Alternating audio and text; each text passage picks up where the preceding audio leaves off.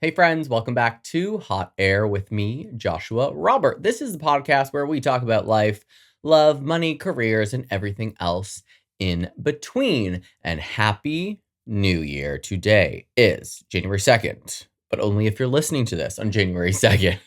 I'm actually recording this on January 1st.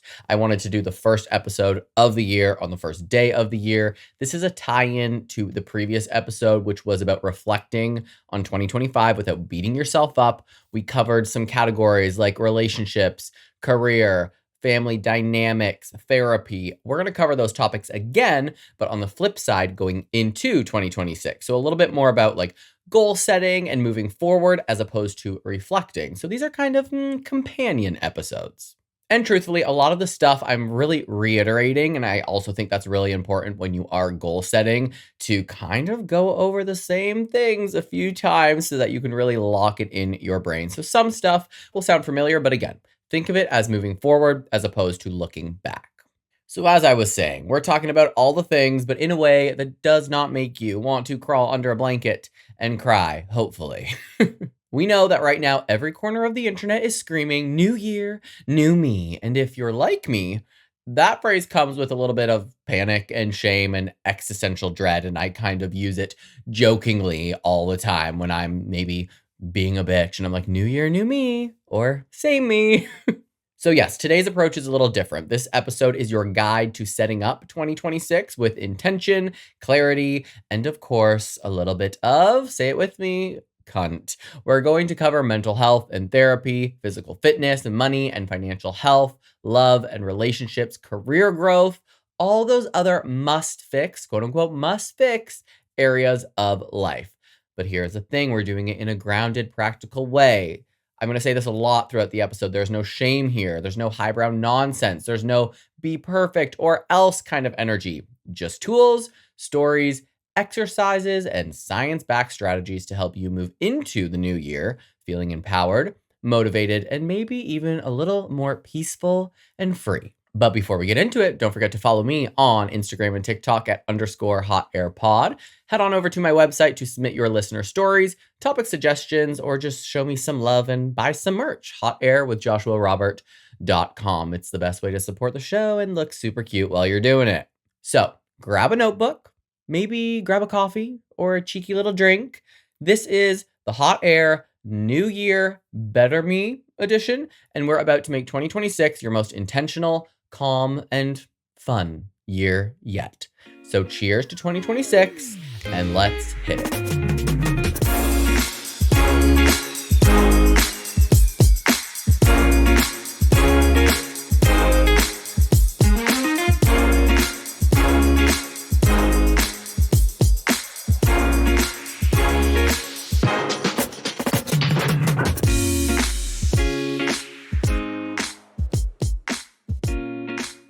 Part 1, mental health and therapy, resetting your nervous system for the new year. Okay, let's start where it really matters.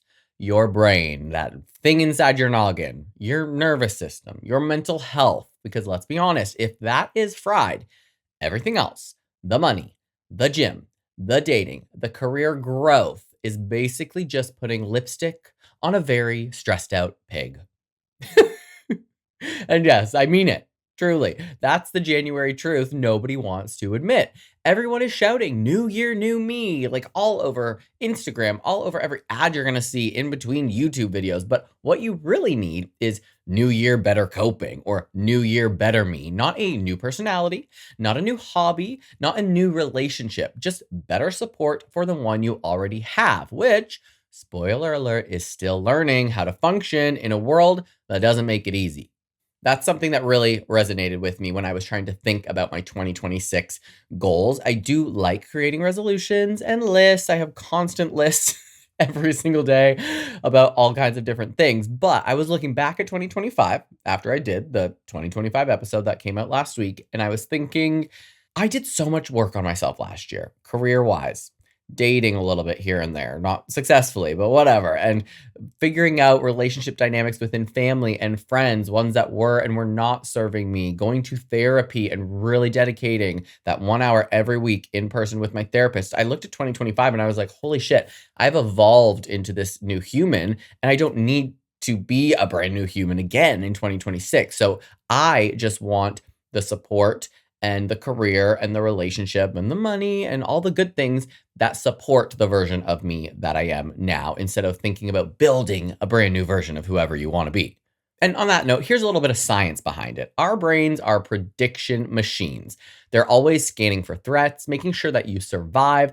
That's great if you're in the savannah being hunted by a lion, like less great if your threats are emails, social media, and the vague sense that everyone else is killing it except for you, which is a feeling that most of us can relate to. Chronic stress changes your amygdala, your hippocampus, and your prefrontal cortex. Translation in English, your emotional alarm system is getting louder, your memory and focus might be off, and your ability to make calm, thoughtful decisions goes down the drain. This is why you can know better and still spiral. It is biology, not weakness, not failure, just neurons doing their job in a system that's a little bit overloaded pretty often. And therapy, believe it or not, is not magic, although sometimes it does feel pretty magical. It's not going to suddenly make anxiety disappear, but it works in a way that your brain loves: repeated exposure to safety, validation, and witnessing. Literally hearing someone say, I see you, you're not broken, that makes sense, over and over changes your nervous system. Studies show that social support regulates the nervous system, lowering cortisol levels and improving emotional regulation over time. That is why a single therapy session might make you feel more raw than it does fixed. Your brain is learning that vulnerability is not catastrophic.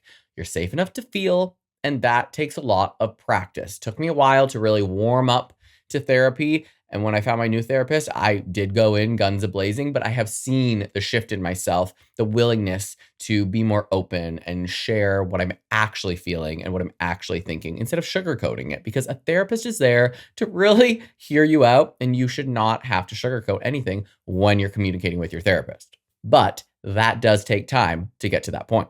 So when I did start going to therapy many years ago, before I took a very long break between going to therapies, I was thinking that I'd be fixed in like a few sessions, right? I thought, I'm smart, I can solve this, we'll figure out my issues and move on. And 2 weeks in, I was more aware than ever, more emotional than ever, and honestly more annoyed than ever. Therapy did not calm me, it woke me up. And the truth is, that's exactly how growth works. However, I did not stick with it, but then I went through that process again when I went back to my new therapist. But awareness comes first, change comes second.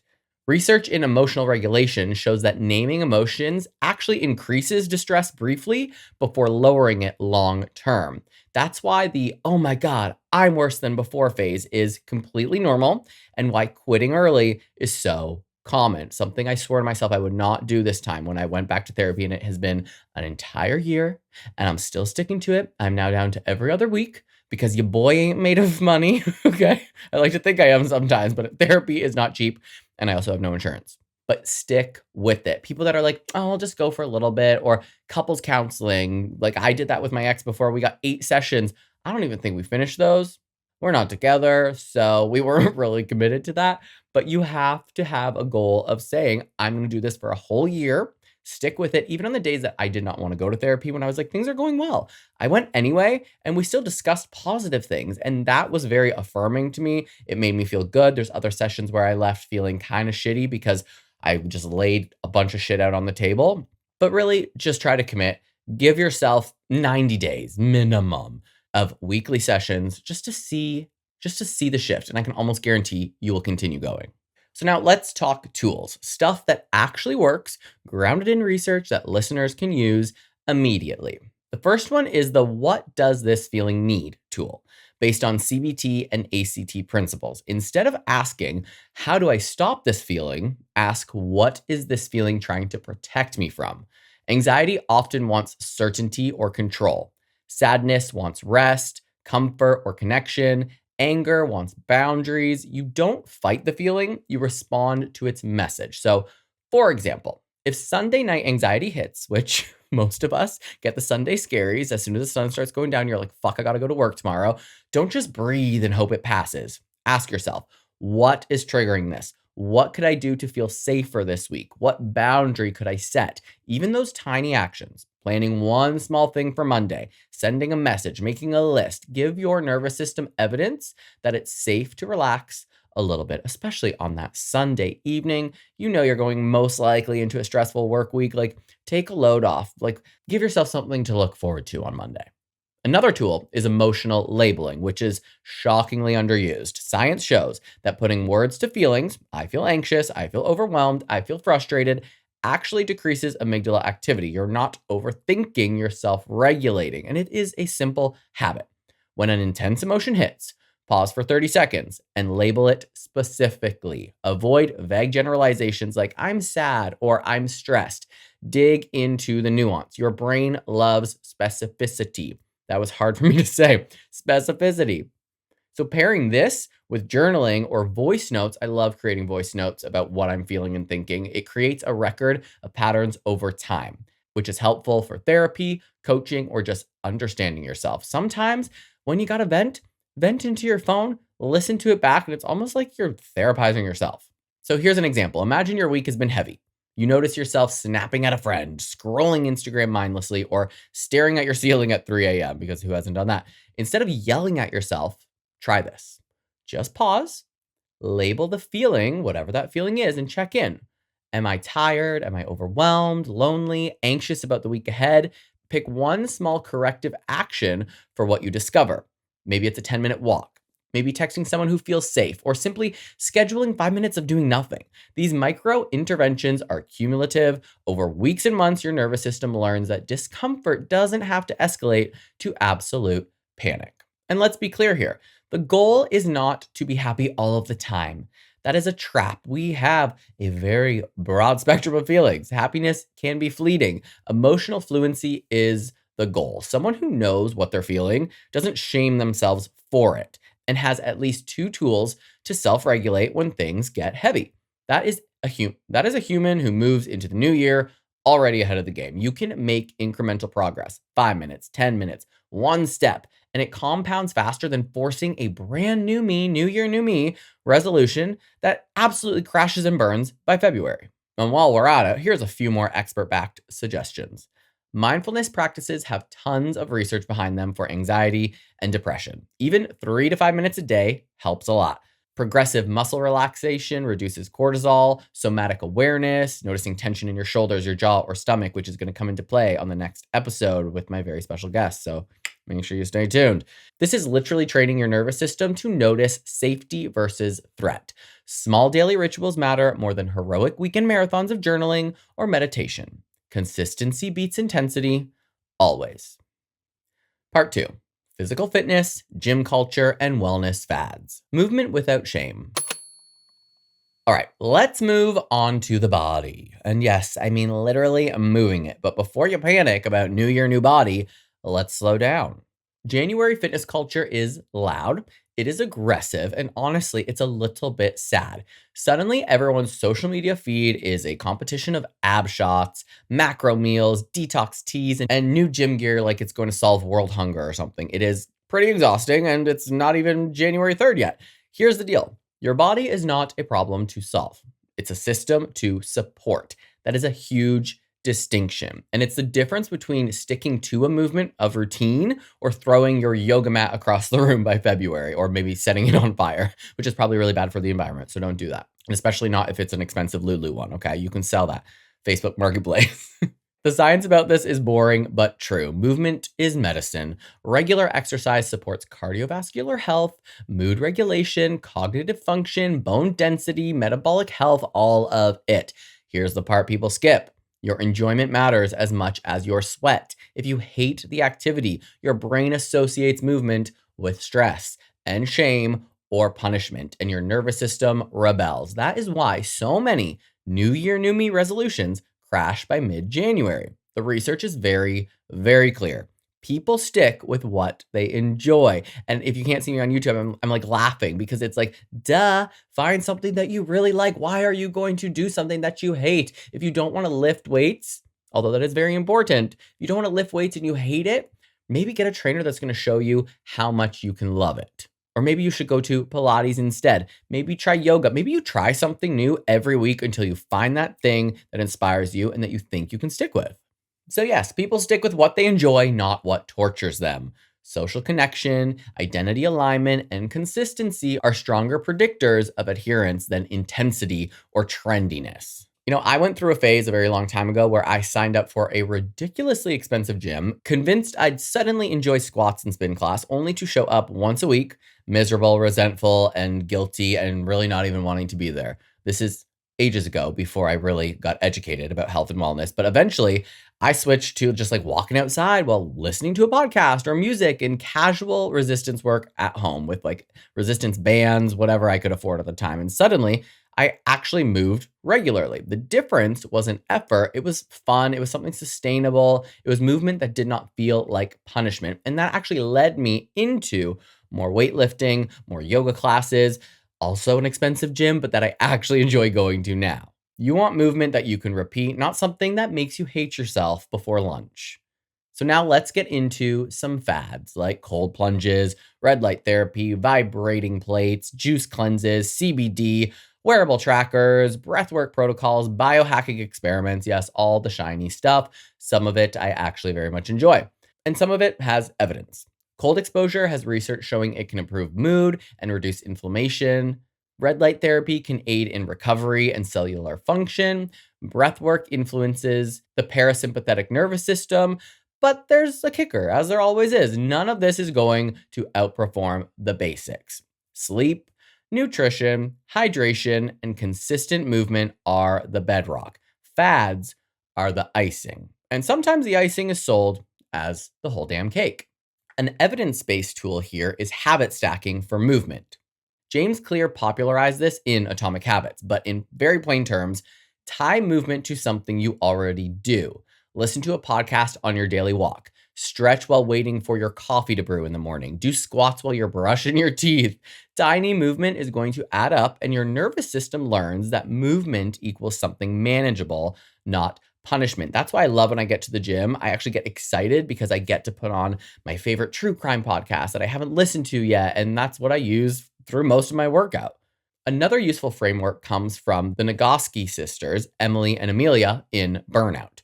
They show how overtraining and stress combine to shut down motivation. Exercise should add energy, not take it away. And small, consistent steps beat this heroic reset of a marathon every time. 1 hour of moderate movement 3 times a week beats a full spin and hot yoga schedule that you absolutely hate. Let's talk concrete examples. You could set a goal like walk 10,000 steps 3 days a week, but make it flexible. Track steps, not performance, or 2 strength sessions per week at home or the gym. Pick something achievable, something repeatable and aligned with your schedule. If the gym is intimidating, at-home bodyweight work plus outdoor walks is completely valid. Your nervous system doesn't care if it's trendy, only you do. It cares that you consistently stimulate it, that you build resilience, and you release stress. You could throw on a YouTube yoga video at home that's 20 minutes long, and that is sufficient and a good start. Now, on the flip side of this, for the more experimental folks, kind of like me, cold plunges can help with alertness, mood, and inflammation. Red light therapy does support mitochondrial function and recovery, but neither replaces protein intake, hydration, or basic sleep. Wearable trackers are fantastic for feedback if you use them mindfully, not for comparison. Track your movement to see trends, not to guilt yourself. I know a lot of people who are really, kind of like me sometimes, really stuck on their Apple Watch and just like, oh, I got to get to this certain amount of calories. Or like, it's good to have these goals, but like, don't beat yourself up about that. It's not that deep. I find it helpful when it's like, you should stand up every hour and it vibrates and tells me to stand up. Or it's like, oh, you're almost at your workout goal for the day, like go for a walk. So it does have these positive benefits, but just don't get too intense about that Apple Watch. Here's another example from way back when. I tried a cold plunge routine once because everyone was posting about it. I lasted like 10 seconds. I also did this with the cold shower trend, but of course I panicked because I'm like, this feels terrible. But what I realized is that the intention, like actively challenging the nervous system safely, was more important than perfection. So that 10 seconds I lasted was good enough. And the takeaway, you don't need extreme protocols to get the benefits. Intentionality, curiosity, and repeated exposure matter more. Even 5 minutes in the shower with that slightly cooler water can shift your nervous system, especially if paired with slow, controlled breathing. And now, my little trick is I put on a song that I really like, and it's usually Pink Pony Club. That is the amount of time that I want to spend in the cold plunge. I hit play, I jump in, I breathe, and it makes it go by so quick because I'm actually enjoying it because I'm listening to a song that I can jam out to. And let's talk a little mindset shift here. Stop framing exercises as punishment. Start seeing it as nervous system calibration. Movement releases your tension, it improves mood, and gives you measurable wins, all without tying it to your appearance. That's why even low intensity, repeated movement beats these heroic transform my life sessions that happen once in a blue moon. That is not sustainable. So here's the bottom line. In 2026, your body is not a project. It is a system that you support. Fads are icing, the basics are cake. Sleep, hydration, consistent, enjoyable movement, and small recovery practices win every time. That is your cake. Your goal isn't Instagram worthy results, it's sustainable, nervous system friendly health that makes all other goals easier to reach. And let's be very real. Again, what you see on Instagram is not the truth. Everyone can edit a six pack. Everyone has the apps to fix their face and change their body. And I'd be lying if I said I didn't use it before. And I see a lot of these fitness influencers at my gym here in San Diego, and they do not look like what they look like on Instagram with the lighting, with the Photoshop, with the slight manipulation of how big their muscles actually are. So focus in on you, find something you enjoy, and just track your small wins in the gym. Part 3, money and financial health. Calming the brain around cash. All right, let's talk about money. And before you panic, I know you probably just glanced at your bank account and felt a little twitch in your soul. Money is emotional. I get it. Trust me, I get it. Anyone who says otherwise is either lying, has a trust fund, or is Elon Musk, okay? Financial stress activates the same part of your brain as physical danger. That is wild.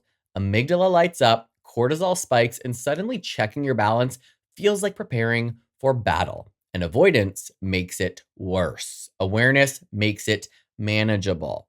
That's the first thing to understand about money in 2026. Your brain is not being dramatic, it is just being honest. A few years ago, and sometimes still to this day, I avoid looking at my checking account for like a week. I knew that bills were due. I knew I had expenses piling up, but I did not want to deal with it. It would give me so much stress. That week, though, felt like a slow motion panic spiral. I was anxious, irritable, and convinced that I was failing as a human being. And when I finally logged in, the numbers were not great, but they were not catastrophic either, which is also really nice because then you log in and you're like, oh, I've got more in there than I thought. But just seeing them reduced a little bit, the panic set in immediately. This is backed by so much research. Uncertainty is worse for stress than actual outcomes. The moment that you gain clarity, even if it's a lower number, your nervous system begins to relax. Knowledge is literally power in biology terms. Behavioral psychology shows us that financial health is more about systems than willpower. Automation, for instance, removes decision fatigue. Set up automatic bills, automatic savings, automatic debt payments. I just remembered I have to pay my Best Buy credit card and my Citibank credit card. Whoopsie, suddenly your nervous system doesn't have to worry about forgetting a payment or missing a due date. And I am going to set that auto pay right when I'm done recording this. Studies consistently show that automation reduces anxiety and improves consistency in financial behavior. You don't have to feel motivated every month to save. The system does it for you. And I'm pretty sure I said this on the previous episode. You can also automate transferring some money to your savings or rounding up and putting that into your savings. There's other ways, not just about paying your bills. Values-based budgeting is another tool that actually works without shame or restriction. Instead of cut everything, live on kale, and hate yourself, ask, what matters to me and where am I okay spending? This is psychology backed. Aligning behavior with values increases satisfaction and adherence. So, for example, if you value connection, maybe $50 a month for coffee dates is non negotiable. If you value travel, maybe you trim subscriptions to fund a weekend trip. By defining priorities, you reduce stress and increase meaning. There's a book by Morgan Housel that's called The Psychology of Money, and it breaks this down beautifully, showing that most financial stress comes from behavioral patterns, not math. And here's another fun little exercise that I use for this. Pick one financial behavior to track for a complete month. It could be logging expenses or checking your account weekly or saving a fixed amount automatically. Track progress without judgment, just awareness. If you mess up, you mess up. Behavioral science shows that this alone improves perceived control and reduces anxiety. And again, celebrate the wins. Didn't overspend this week? That's a win. Set aside $20 for savings automatically? That's a win. Made a mistake? Not a failure, just data. When I started using Rocket Money, I once tracked every purchase for an entire month.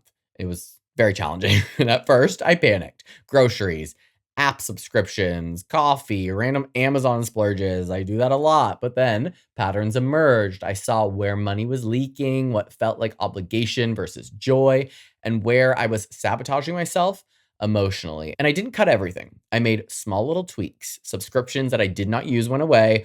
Random coffee orders got consolidated. Savings became automated. The cumulative effect was enormous, but it came from awareness instead of ignoring everything and just panicking. I had to be aware in order to make that shift. And we all know that debt is another major stressor. And again, emotion drives it more than numbers. Research shows that people are more motivated to pay off debt when they visualize freedom and align it with goals, not guilt, not fear. Visualizing the life you want post debt is motivating because it taps into reward pathways in the brain. And here's a little hot air approved reframe for all of this money business. Your net worth is not your self worth. Every study, every psychologist, and book on money confirms this. Your ability to make decisions, track behavior, and align spending with values is what matters. There's a book called I Will Teach You to Be Rich, and it emphasizes building systems that work automatically so your life feels easier and not stricter. It's not about perfection, it's about reducing friction, increasing clarity, and creating optionality. Now, let's tackle the emotional side of money.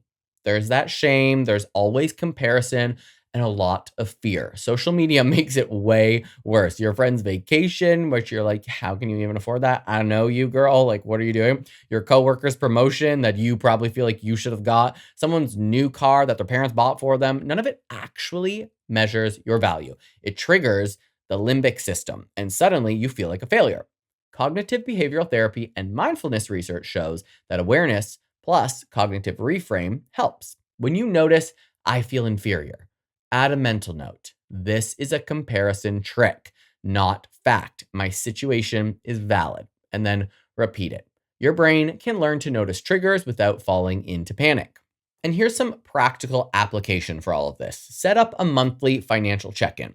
Review your accounts, your bills, your savings, and spending with curiosity, again, not shame.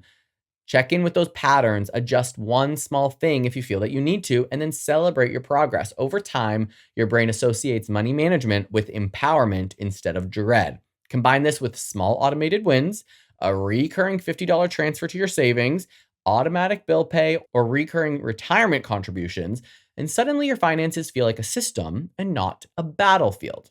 Now let's briefly discuss investing because for some, this is a New Year goal. Again, the psychology matters more than the math at first. Starting small is better than waiting for perfect timing. Diversification, low cost index funds, and automated contributions reduce decision fatigue and emotional stress. If you're like me, I have no idea what any of that means. And that is why I worked with a financial planner a few years ago who handles all of that for me. And at the time, I kind of couldn't afford him, but that is why I needed him. I was like, okay, I think it was like $150 a month. And to me, that was a lot for a financial planner at the time. This was, gosh, probably 7 years ago.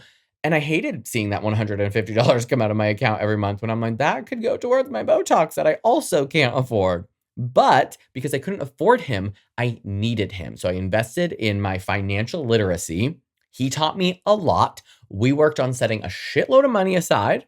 And now it's for years and years and years, it's just been automated. He has things being invested for me, a life insurance plan that also acts as an investment fund. He helped me set up all of these automated transfers just from my checkings to my savings, my Acorn account. The list goes on and on and on. My point here is if your goal is about saving and feeling financially secure, but you don't know how to do that, just like you might get a personal trainer, maybe get a financial planner as well, even if it's just for a few months to help you get set up. So if your goal for 2026 revolves around money, let's reframe it a little bit. Maybe this will help. Your money doesn't have to define you. Your goal isn't to be rich. It's to be someone who feels calm, clear, and empowered with money. That's a rich person. Someone who can look at their bank account without panic, automate what matters, align spending with your values, and still enjoy life. Because if your financial goals create anxiety instead of freedom, you're probably doing it wrong. Part 4. Love, dating, and relationships. Navigating the heart without panic. Well, now that we've talked about your brain, your body, and your money, let's talk about your heart, which I suppose also is part of your body, but in a different way. Love, dating, relationships, all the messy, wonderful, terrifying stuff that makes humans simultaneously ecstatic and absolutely panicked and fearing for their lives. And yes, I know what you're thinking. Great. Now Hot Air is going to lecture me about my emotional failures and relax.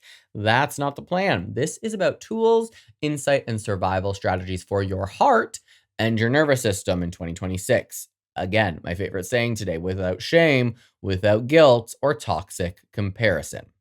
Relationships are emotionally and neurologically complex. Oxytocin, dopamine, cortisol, serotonin, your body chemistry is basically throwing a rager every time you text someone, every time you go on a date, or every time you argue with your partner.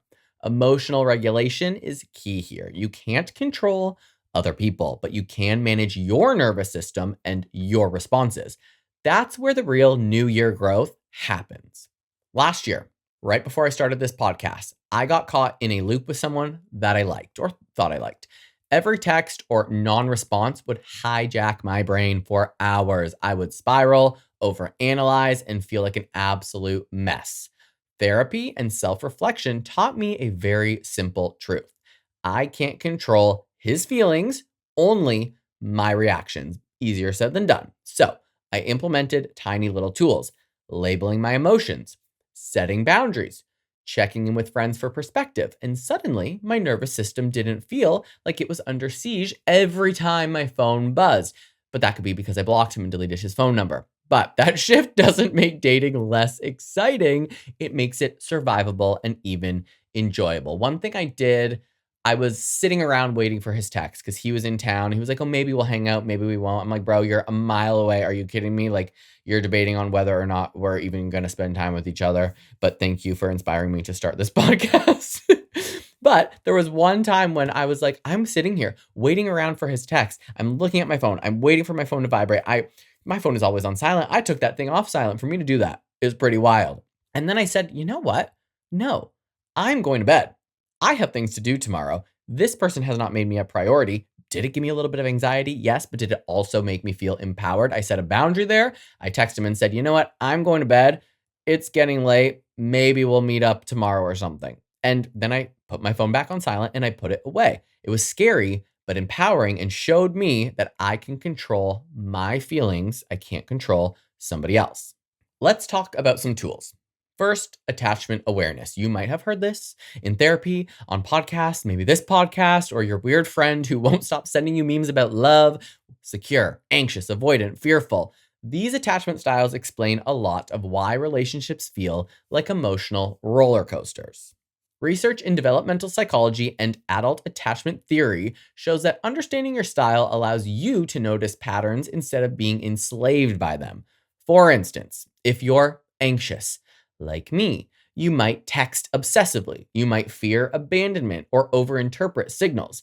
Simply noticing the pattern, like, my anxiety is activated here, interrupts the spiral. If you're avoidant, you might pull away when things get intense. Noticing it allows you to check if that's necessary or reactive. Awareness equals choice equals empowerment. So, a practical exercise here. When a relationship or dating scenario triggers intense emotions, pause and ask which attachment pattern is showing up. Label it, breathe, and then decide on one intentional action. Maybe it's giving a bit of space. Maybe it's expressing feelings calmly. Maybe it's journaling. This is cognitive behavioral therapy in action, recognizing the automatic response and choosing a deliberate, healthy action instead. Next, let's talk about communication tools, arguably the most important part of all of this. Most heartbreak and dating stress comes from miscommunication, unspoken expectations, or assumptions. Guilty, guilty, guilty. Hey, it's me. Guilty as charged. Evidence shows that couples who use I statements, clarify their needs, and check in regularly report higher satisfaction in their relationship. So, for example, instead of you never text me back, try I feel anxious when I don't hear from you, and I'd love to find a way to feel more connected. It's pretty simple. It's not that dramatic, in my opinion, and it reduces defensiveness. This works whether it's casual dating, committed relationships, or friendships. And something I've really been thinking about that I've said from the very beginning of this podcast that I learned from Sabrina Zohar, who is like my go-to relationship guru, is when you are communicating the things that you feel that you want and or need out of a relationship, whether it is very early on in the talking stages or the dating phase, or even when you're committed or engaged and married. Instead of holding things in, share what you are feeling. I am anxious, or I am used to a partner treating me this way, so it gives me anxiety when you do this because I feel da da da da da da. It's almost like over communicating is better than holding it all in. And somebody who is intimidated by that, even if it's like your first date and if you're dating with intention, like why would you date somebody who wants to have 5 children if you don't want them at all? But isn't it better to find that out sooner rather than later? If someone is on your same page, obviously you're not gonna be like, so do you want kids? When do you want to get married? You don't want to interrogate them, but should that come up naturally in conversation? If there's a baby at the table and then you're like, oh, cute. And they say cute. And then you're like, oh, do you want kids? What, like if someone's scared of that, they're not ready for what you're ready for. I hope so. I hope that all made sense. So now let's talk self-care and boundaries, a huge New Year topic. Psychology research consistently shows that healthy boundaries predict relationship satisfaction. Boundaries are not selfish, they're nervous system preservation. They allow you to show up fully without the burnout. Examples like saying no to a text conversation when you're exhausted, or limiting time with draining friends, or communicating availability clearly. Those boundaries don't create distance, they actually create clarity. And now we're going to talk dating apps because we have to. We can't talk about dating without talking about dating apps. They are basically a behavioral psychology lab designed to hijack your dopamine systems. You got swipes, likes, and notifications, which activate reward pathways in the brain, but they don't always align with long-term emotional needs. The key is intentional engagement. Set limits. I'll check the app twice a day for 10 minutes, or I'll only engage if I feel genuinely interested, not bored. This reduces compulsive scrolling and protects your nervous system and your emotions and maybe someone else's emotions. I've been very guilty of spending like an entire weekend doom scrolling on all the dating apps, thinking that I'm being proactive, that I'm going to meet the love of my life. And by Sunday night, my mood was tanked. Not only did I not meet the love of my life, barely got any matches, I implemented limits, mindful engagement, and reflection on values. And suddenly the process felt much less like emotional Russian roulette and more like intentional exploration. Reward pathways still fire, but stress is lower. And frankly, I'm barely on any of these apps anymore. And when I am, I'm doing it intentionally. I'm checking to see before I swipe left or right if someone's values align with mine. But honestly, the last like 6 months, I kind of forgot I even had them on my phone. Here's another little hot air approved tip. Separate infatuation from compatibility. Chemistry feels urgent and exciting. Compatibility is calm, predictable, and sustainable. Research on relationship longevity shows that shared values, Aligned goals and emotional regulation predict long term satisfaction more than sparks alone. When setting 2026 goals, aim for connection that nourishes your nervous system, not just adrenaline. This is also something I've been thinking about a lot lately because you can love someone and be infatuated with them and be head over heels, right? And you could even be in a relationship with them for a year and be madly in love. But sometimes love is not enough and their values don't line up. The things they want out of life don't line up with yours. And it can also go the other way. You can have someone on paper that checks every single box that is like on your wavelength, but there's a bit of a spark missing. You kind of have to figure out what is more important for you, what values are most important, or is it that spark and that physical chemistry? Or is there the possibility of having both with a little bit of compromise? Another thing we have to talk about, heartbreak, because it's inevitable. And neuroscience shows that romantic rejection activates pain pathways in the brain. Literally, you feel physical pain. And coping strategies matter. Social support, self care routines, reflection exercises, and mindful acceptance reduce the impact. Journaling about feelings, talking to friends, and engaging in movement are all evidence based tools. Avoid rebound distractions as a fix. We've all done that before, but it's not a fix. They rarely address the underlying emotional needs. So, to sum up, 2026 relationship goals are not about finding the perfect person or getting 100% of your needs met or living in a romanticized fantasy. They're about self awareness, communication, boundaries, and consistent reflection. Your nervous system learns that love is safe, mistakes are not catastrophic, and connection is rewarding. That's the foundation for healthy, romantic, and platonic, and familial relationships alike. Part 5, career growth and purpose. Moving forward without burnout. All right, we're hitting the work zone. Your career, your job, your purpose, whatever that word means to you this week. And let's be honest, January is when we all pull out our notebooks, we scribble promotion, raise, pivot, passion project, and somehow feel like failing if we don't immediately change our lives. Cue the guilt, cue anxiety, cue that quiet existential panic that hits around mid-morning ish. But here's the truth. Career growth is not a new year magic spell. It's a combination of clarity, skill, relationships, and sustainable effort. And most importantly, emotional self-reflection. Your nervous system's going to dictate more about your progress than your 100-page career plan.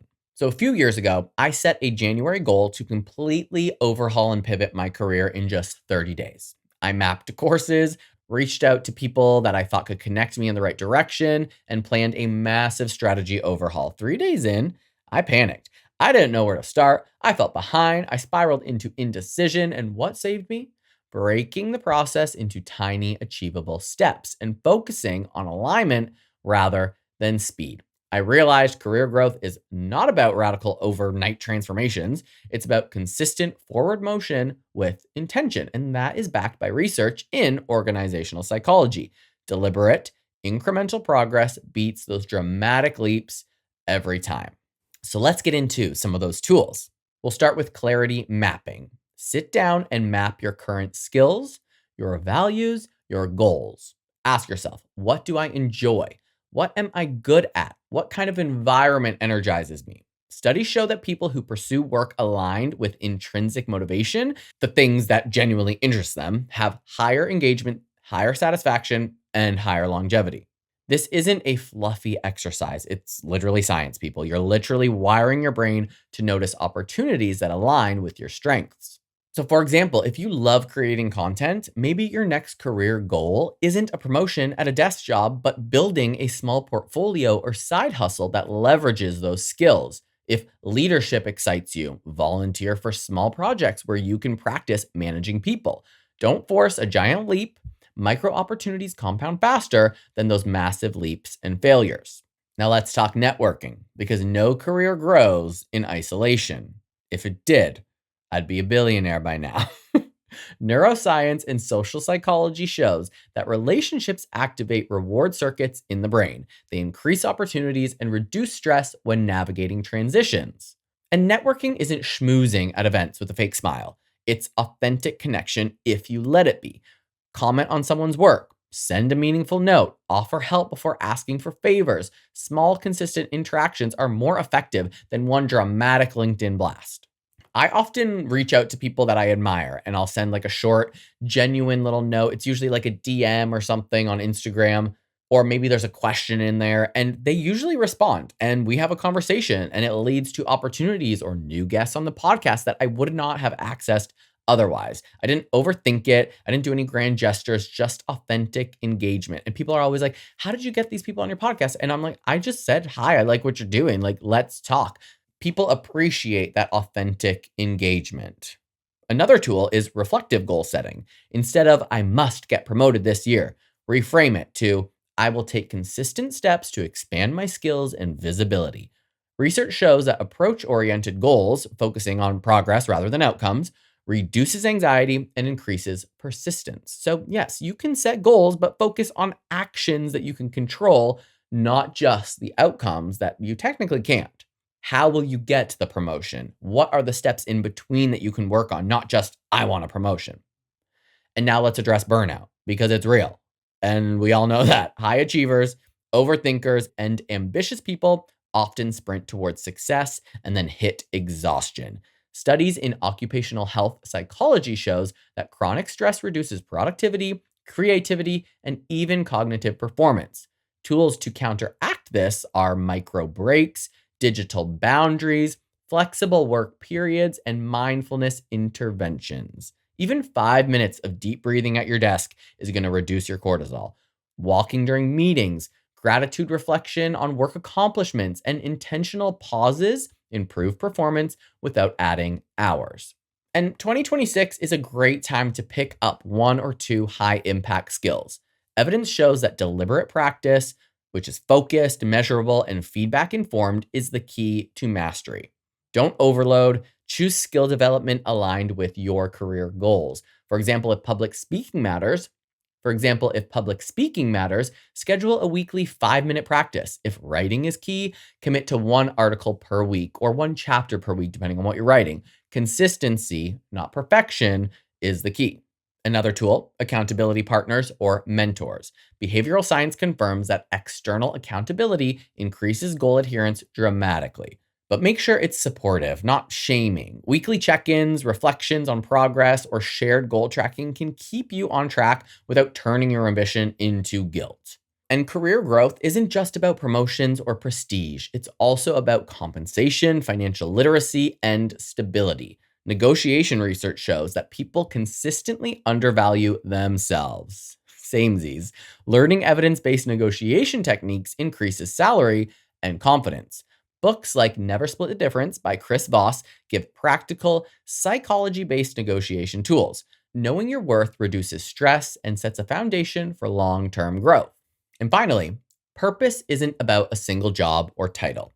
Research in positive psychology shows that meaning comes from contribution, connection, and personal growth.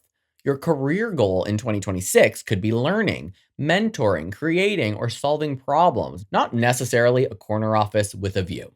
Focus on growth, curiosity, and resilience. That's how you sustain career satisfaction over years, not weeks. And now it's time for part 6, life maintenance, mindset, and closing rituals. Think of this as the polish on everything that we have covered, the part that turns all your January intentions into a nervous system friendly, sustainable, slightly fun, and totally hot air approved lifestyle for 2026.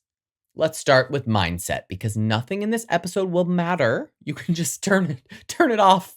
Well, I guess you listened this far, so keep listening, but none of it's going to matter if your brain keeps sabotaging you. Your default mental operating system is not optimized for calm, intentional progress. It is optimized for survival, threat detection, pattern recognition, social comparison, and instant reward. That means guilt, shame, self-criticism, and procrastination are built-in features, not flaws. But the good news is that you can hack them. One of the most powerful tools for mindset is reframing, which I've talked about, and I'll never not talk about it.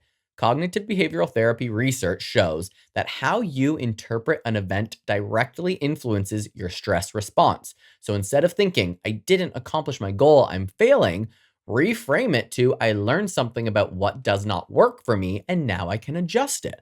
It's very subtle, but science confirms that habitual positive reframing reduces anxiety, increases resilience, and improves your goal adherence. And if you can't think of a reframe, find my friend ChatGPT, have it help you out. Another mindset tool, micro rituals of control. Studies in behavioral psychology show that small, intentional routines can massively reduce cognitive load and stress. Things like morning journaling, 5-minute meditation, or a nightly reflection on wins provide your brain with a predictable structure. The nervous system loves predictability. It's soothing, it's grounding, and empowers you to tackle chaos everywhere. So, like I said in the last episode, if you listened, at nighttime, I try to sit down and think of three or two, or sometimes it's just one thing that went well that day, one thing that I was happy about, and also things that I can look forward to the next day. That's it. It's not hours of journaling, it's just a little positive tweak. And focusing in on those small wins reinforces neural pathways for reward and motivation, the same circuits your brain lights up for actual achievement. However, I have noticed that sometimes when I get excited about a project or something I'm working on and I tell people, those neural pathways do get lit up. So it gives you the sense of accomplishment and satisfaction. That's why sometimes, like when I started this podcast, I didn't tell anybody until it was ready to go, until the social media was up and I had episodes lined up, because then I probably wouldn't have done it because my brain thinks I've already accomplished that just by talking about it. So there is kind of like a fine line there. Now let's talk self-compassion, because humans are brutal on themselves, especially at the start of the year. Research shows that treating yourself like you would a friend is going to improve emotional regulation and your persistence. Stop beating yourself up for failing resolutions. Start asking, how would I support a friend in this situation? You wouldn't say, bitch, you didn't even go to the gym, you fat cow. Like sometimes we talk to ourselves like that. Sometimes I say that to myself, but I would never say that to a friend. So why would I say it to myself? I should be my best friend.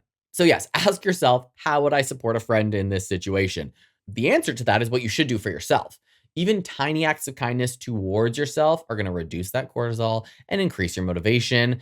Be kind to yourself. You are your best friend. End of story. Period. Another evidence-based tool is habit stacking for mindset maintenance. Again, this is from Atomic Habits. Attach a new mental habit to an existing routine. So maybe while you're brushing your teeth, you're going to repeat a mantra like, I am capable of small, consistent wins in your head because you're brushing your teeth, so you don't want to make a mess. Or while you're making coffee, reflect on one thing that you're grateful for. Tiny cognitive nudges train your brain to anticipate reward, motivation, and calm, all without forcing massive effort. Now, let's get practical about closing rituals for the end of 2025 and the start, which is now, of 2026.